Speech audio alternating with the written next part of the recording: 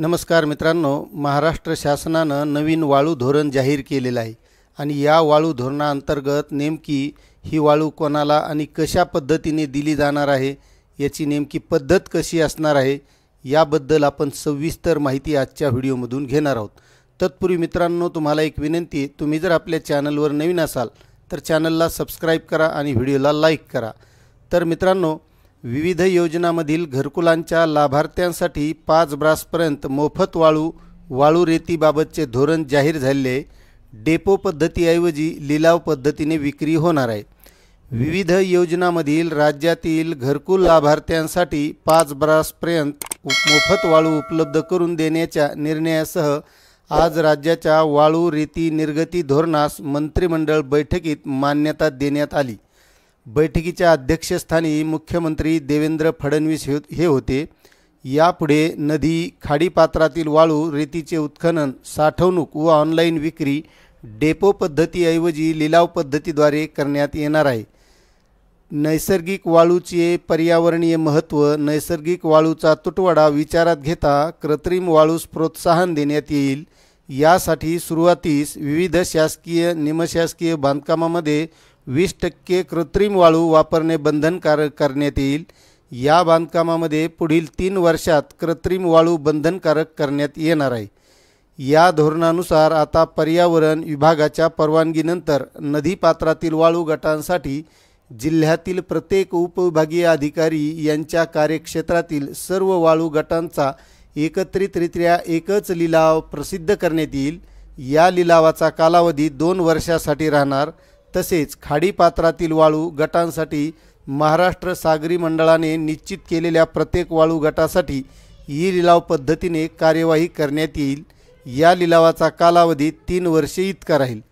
लिलावाद्वारे उत्खनन करण्यात येणाऱ्या प्रत्येक वाळू गटातील 10% वाळू विविध घरकुल लाभार्थ्यांसाठी 5 ब्रासपर्यंत मोफत उपलब्ध करून देण्यात आहे।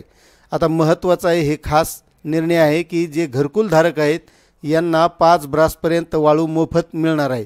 आणि केंद्र सरकारच्या पर्यावरण व वन वातावरण बदलीय मंत्रालय यांच्या दिनांक 28 मार्च 2020च्या अधिसूचनेत परिशिष्ट 9 मध्ये अनुक्रमांक 4 नुसार निश्चित केलेले वाळू गट, तसेच ज्या वाळू गटांना पर्यावरण विभागाची परवानगी मिळालेली नाही व जे वाळू गट लिलावामध्ये गेलेले नाहीत, अशा नदी, नाले, ओढे इत्यादी वाळू गटामधील वाळू शासनाच्या गृहनिर्माण योजनेच्या लाभार्थ्यांना, घरकुल लाभार्थी गावकऱ्यांना त्यांच्या वैयक्तिक व सामूहिक कामासाठी, तसेच शेतकऱ्यांना त्याच्या स्वतःच्या विहिरीसाठी उपलब्ध करून देण्यात येणार आहे।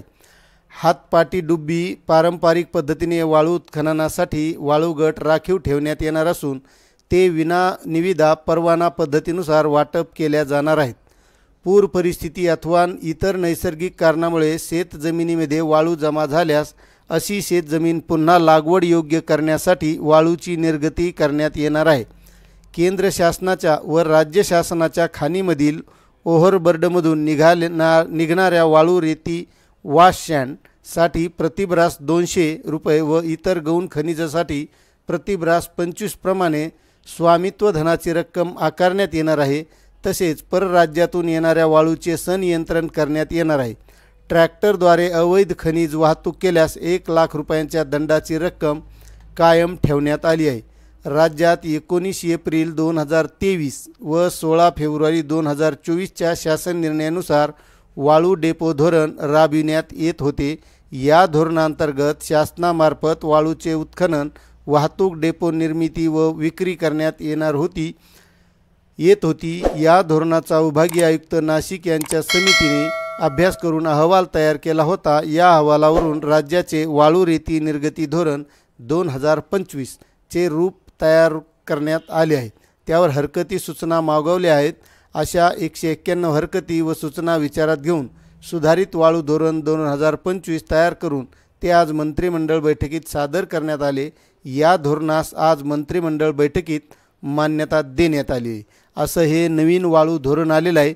त्यामुळे जे घरकुल धारक आहेत यांच्यासाठी एक आनंदाची बातमी आहे की त्यांना 5 ब्रास वाळू ही मोफत मिळणार आहे। असा हा मंत्रिमंडळ बैठकीत निर्णय घेतलेला आहे। मित्रांनो, हा निर्णय तुम्हाला कसा वाटला नक्कीच कमेंट करा। चॅनलवर नवीन असाल तर चॅनलला सबस्क्राइब करा, व्हिडिओला लाईक करा आणि इतरही बांधवांना शेअर करा. धन्यवाद.